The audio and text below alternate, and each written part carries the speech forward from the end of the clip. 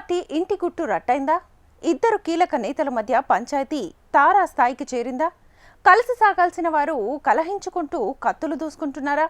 బాహాబాహి అంటూ పార్టీ పరువును బజారుకు లాగుతున్నారా?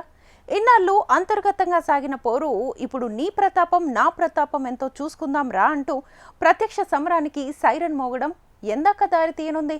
ఇంతకు ఎవరా నేతలు? వారి మధ్య సాగుతున్న అంతర్యుద్ధం ఏంటి? Let's watch the story. రచ్చకెక్కిన ఈటెల బండి మధ్య పంచాయితీ. నిన్నటి వరకు కోల్డ్ వార్, ఇప్పుడు స్ట్రైట్ ఫైట్. హుజురాబాద్ వేదికగా అగ్నికి ఆజ్యం, కేడర్లో టెన్షన్. పార్టీలో వర్గాలుండవు, అలా అంటే టికెట్ ఇవ్వమని బండి వార్నింగ్. బీ కేర్ఫుల్ నా కొడక అంటూ Etela strong counter. Etela comments పై అధిష్టానానికి చేరిన నివేదిక. ఈటెలపై చర్యలుంటాయా? సయోధ్య కుదిర్చే ప్రయత్నం చేస్తారా? ఈటెలపై వేటు తప్పదనే వార్తలు, చక్కర్లు. కొత్త పార్టీ పెడతారా? భారతీయ జనతా పార్టీ అంటే సిద్ధాంతపరమైన పార్టీనే కాదు, క్రమశిక్షణకు మారుపేరు అనే ముద్ర ఉంది. అంశం ఏదైనా సింగిల్ అజెండాతో ముందుకు వెళుతుంది. అధిష్టానం నిర్దేశించిన లైన్ను ఎవరూ జవదాట్లేరు.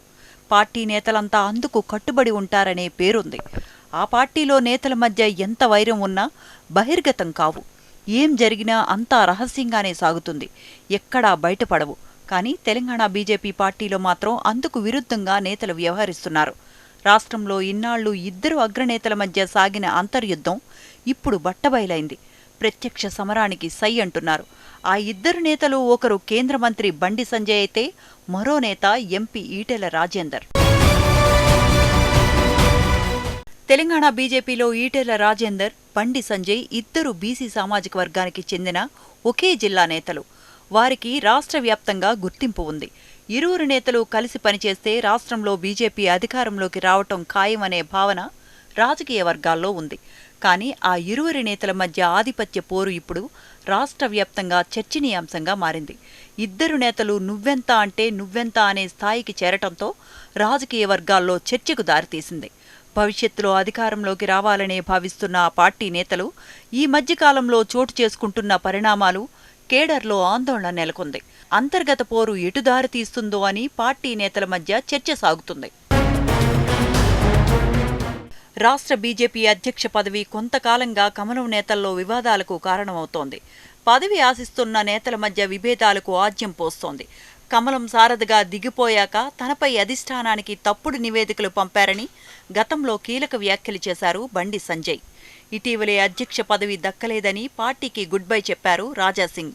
అధిష్టానం నిర్ణయం మేరకే నేతలు మాట్లాడాలని, అంతేకాని సొంత అభిప్రాయాలను పార్టీ అభిప్రాయాలుగా మాట్లాడొద్దని గతంలో ప్రెసిడెంట్ హోదాలో కిషన్ రెడ్డి వార్నింగ్ కూడా ఇచ్చారు. ఇలా ఇప్పటికే పార్టీలో నేతల మధ్య సమన్వయం లేకపోవటం, కొత్త పాత పంచాయతీ, నేతల మధ్య ఆధిపత్య పోరు చిచ్చు ఎటుదారి తీస్తుందోనని పార్టీ శ్రేణుల్లో టాక్ నడుస్తోంది. నేతలు రెండు వర్గాలుగా విడిపోయి సామాజిక మాధ్యమాల ద్వారా ఒకరిపై మరొకరు విమర్శలు, ప్రతివిమర్శలు చేసుకుంటూ పార్టీని బజారుకు లాగుతున్నారని పార్టీల్లో గుసగుసలు వినిపిస్తున్నాయి. వర్గపోరు కారణంగా కార్యకర్తలు, ద్వితీయ శ్రేణి నేతలు ఏ నేతకు మద్దతుగా నిలిస్తే ఏం జరుగుతుందో అనే భావన నెలకొన్నట్లు తెలుస్తోంది. కేంద్ర మంత్రి బండి సంజయ్ను రాష్ట్ర అధ్యక్ష పదవి నుంచి తప్పించటానికి ఈటెల ప్రధాన కారణమనే భావనతో సంజయ్తో పాటు ఆయన వర్గీయులు గుర్రుగా ఉన్నారు. నాటి నుంచి సమయం దొరికిన ప్రతి సందర్భంలో ఈటెలను టార్గెట్ చేస్తూ వస్తున్నారు. అదేవిధంగా ఈటెల వర్గంగా చెప్పుకుంటున్న బీజేపీ నేతలు సైతం అదే స్థాయిలో కేంద్ర మంత్రి బండిపై దుమ్మెత్తిపోస్తున్నారు. ఇలా ఇరు వర్గాలు ఒకరిపై ఒకరు విమర్శలు, ప్రతివిమర్శలు ఈటెలకు పార్టీ పగ్గాలు రాకుండా బండి సంజయ్ అడ్డుకున్నారనే వరకు వచ్చిందని చర్చ. అంతర్గత పోరుగా ప్రారంభమై వారి మధ్య అంతర్యుద్ధం నుంచి బహిరంగంగా సవాలు చేసుకునే వరకు వచ్చింది. కరీంనగర్ పార్లమెంటు స్థానం బీజేపీ ఎంపీగా ప్రాతినిధ్యం వహిస్తున్నారు బండి సంజయ్. అదే పార్లమెంటు పరిధిలో హుజూరాబాద్ అసెంబ్లీ స్థానం కూడా ఉండటం వీరిద్దరి మధ్య అగ్నికి మరింత ఆజ్యం పోస్తోంది.